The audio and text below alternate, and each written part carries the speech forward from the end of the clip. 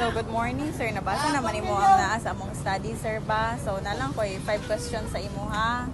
Kanay, anong unsa man ang mga koan, sir?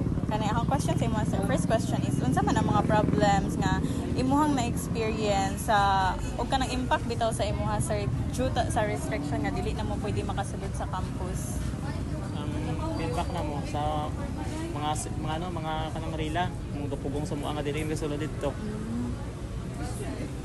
Pag sang dumalas ang bago nga presidente sa adres sa Muswan. So, ngano na consider nimo siya, sir, nga problem jud siya? Problem siya kay kanang amo nga ang pinabuhi dili man nakuha sa motorista.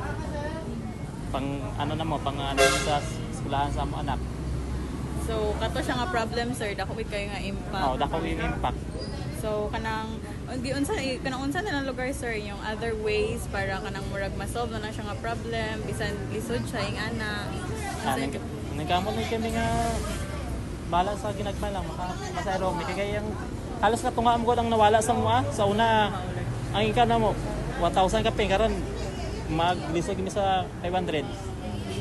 So, last question na lang, sir, kay kanang after nimo na encounter tong mga problems, sir, delays due sa restriction. So, unsa man ang imong answer lesson nga na-learn ato nga problem? Lessons. Ang pag-implement sa restriction. Dapat unta i-implementar na pud ang balaod bitaw nga dapat patas. Oh, yes. Patas kay napo diya sa sulod sa market.